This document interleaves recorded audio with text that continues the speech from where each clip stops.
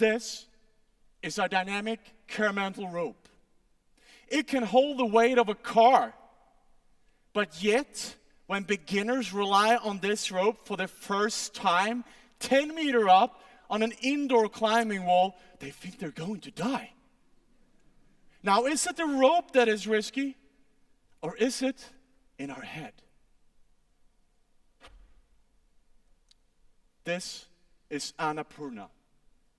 It's the deadliest mountain in the world. Out of 100 summiteers, the mountain takes 31 lives.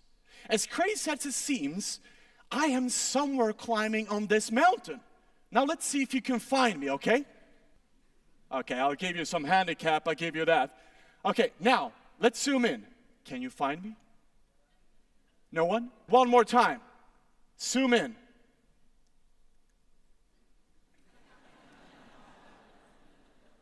That black spot on this humongous piece of ice, rock and ice, I'm methodically hitting my ice axis on bulletproof glacier ice, grasping for the scarce oxygen and constantly assessing the risk as I move forward. And paradoxically, we are climbing during the winter when there are fewer avalanches, which makes sense because avalanches is the big killer on Annapurna. Now this is a mountain you probably heard of, K2, King of Mountains. Deceivingly beautiful. Out of 100 summiteers, the mountain takes 22 lives. Now let's make a test. Let's imagine that in my hands, I hold a 100-sided dice. Now, if you summit K2 and the dice show a number greater than 22, you live. And you climb the most prestigious mountain in the world. But if the dice show a number 22 or lower, you'll die. Would you roll the dice? Everyone is silent. Of course you wouldn't. You haven't invested anything into climbing K2. You simply don't see the point, no matter how prestigious mountain it is. On the contrary, I tried summiting K2 3 times the last 10 years, spent 6 months on the mountain, and an enormous amount of money and training trying to fulfill this dream of mine. Would I roll the dice? Come on! Of course I wouldn't. I'm not crazy. So do I think I'm better than everyone else? That perhaps I stand above statistics and that God is on my side? As legendary alpine skier Ingmar Stenmark once said, the more I train, the more luck I get. So climbing big mountains is all about luck then? Well, some part of it is, and that really disturbs some of you. But mostly, it's about good planning and making sure that you're able to turn around in time. And the more I train and prepare for K2, the more likely I am to handle risk better. Now, this concept of climbing big mountains really provokes some journalists as they try to hammer out an answer through my head as they cry out, "Why are you doing this, you moron?" And they refer to some sensational seeker gene in me, or perhaps a lack of activity in my amygdala that once makes me to go to dangerous places to spice up the all too predictable mortal life, where the most exciting thing that can test your character is a salesperson calling you late in the evening. We all know how that feels, eh? And I always thought that this is such a strange notion, that we climbers somehow welcomes death. Why would I train 20 hours a week, cut off the washing tags on every garment and clothing to save 55 grams of weight, and spend months of hardship on the mountain just to kill myself? It doesn't make sense. I've always been afraid of heights, and I like to live for 100 years. It's not a death wish, but it's a close encounter with life wish. And the higher the stakes, the more control I need. And this is where things get really, really weird. Because in a survey conducted by a recruiting firm in Sweden, they asked 10,000 men and women, "What's your dream job?" And on third place, the women said, adventurer. And the men said, adventurer, not surprisingly. Now, is this a sign that we're trying to escape our normal, trivial, boring lives? If so, Why then is the result staggering when I ask people, do you want to climb the mountain? Or would you rather have the mountain climbed? And 95% of the people, they say, I'd rather have the mountain climbed. Now, this is me, 3 years old. Already then I was scared of heights. My mom used to say, you used to hump around on your butt because you were way too scary to stand up.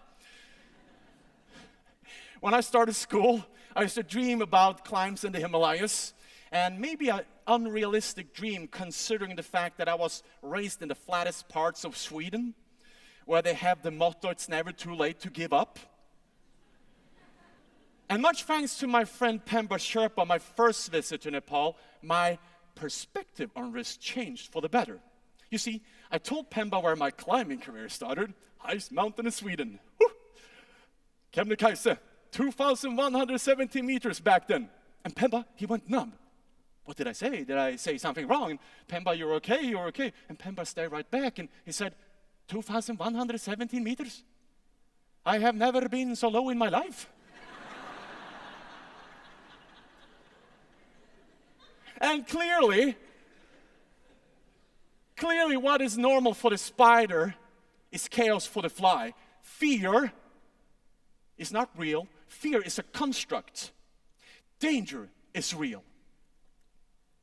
And the risk for you dying on K2 is probably higher than me because I devoted my life understanding mountains, both as a climber, but also through scientific research.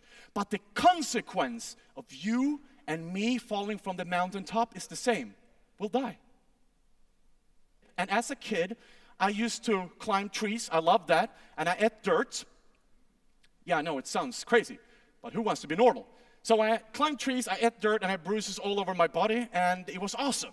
But now when I walk around in Stockholm, I see children in kindergartens holding on to a self-illuminating rope with reflective vests, and the rope is attached to a teacher, and they're having ice hockey helmets on their heads, and they're just going for a walk.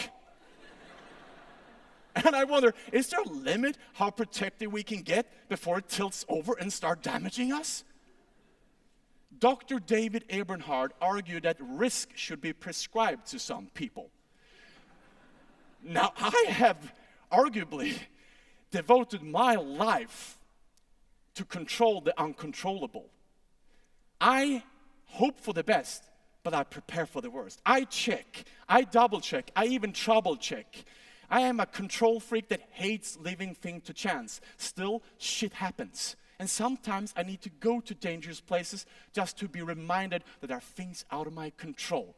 Because I don't want to end up where missing the bus or losing Wi-Fi for an hour is the end of the world. Our ability to handle risk and stress is reduced if we do not practice risk-taking. And that is why climbing mountains is such a bliss.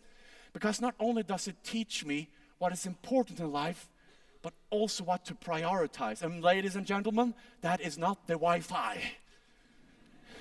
Before I set out on a climb, I must decide how much risk is my reward worth. And I have some golden rules. No mountaintop is worth a frostbitten limb. No mountain view is worth dying for. And a journalist once said to me, Fred, you can't wait for the next adrenaline rush, right? If I get an adrenaline rush, I clearly step over my comfort level and risk tolerance. And that is exactly what happened in 2003 when we were on the 7th highest mountain in the world called Dhaulagiri. Now this could have gone really, really bad. An avalanche does not distinguish between an expert and a beginner. It comes rumbling down at the same velocity, burying everything in its path. Now watch closely as I show you this clip and pay attention to the bottom right corner where 4 climbers were running for their lives. Tyskarna där nere. Helvete!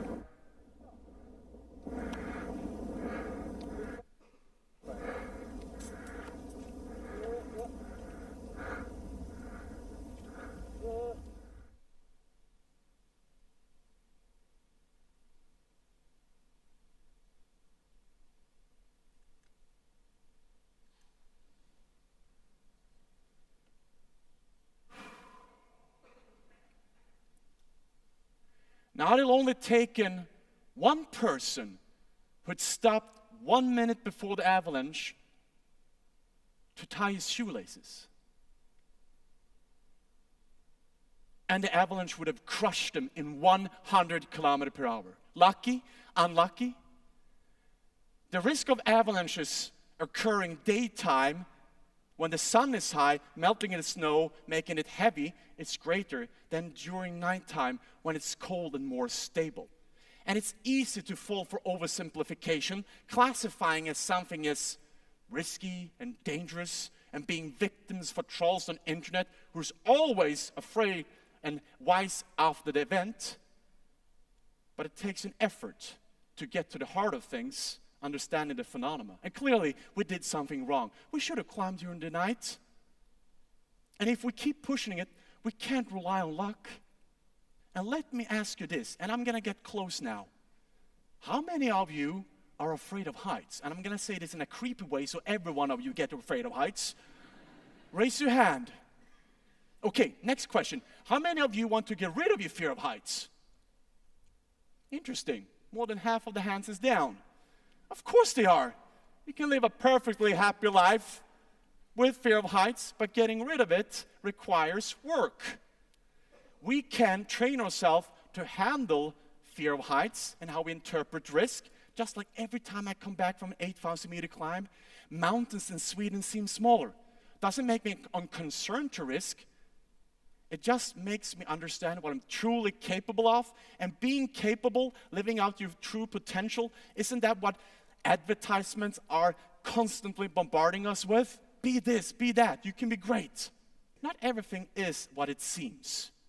People often tell me that Sherpas go up and down Everest like it's a walk in the park. But whenever there's an accident of horrific magnitude, the same people, they freak out and they want to ban climbing. Yet the effect that we see is that more people than ever apply for climbing Everest. Now on K2 in 2008, it was a tragedy. And I felt relatively safe when I was climbing K2, but when I came home, I suffered from PTSD. I could wake up in the middle of the night, soaking wet, crawl into the toilet and vomiting. 11 people died on K2 in 2008. Now I could easily said no in returning to K2, but I had to face my demons and make peace with my mind. And the only pragmatic way forward was to get up on the horse and try again. When we analyzed my actions on K2, we found that I obeyed the safety margins and I turned around in time. So if I go back to K2 play safe, is that a guarantee that I will survive? No. And perhaps, and maybe, that's the greatest gift I can give you today. Life is a one-way ticket. Ask not how much you're willing to risk, but ask yourself how much you're willing to train to mitigate risk. Do you think I'm going back to K2 this summer? Of course I am. So how do we get a healthy relationship to risk? And please, save yourself from death by fear and challenge yourself. I've always been afraid of heights. The remedy was never to avoid heights, but learn to climb.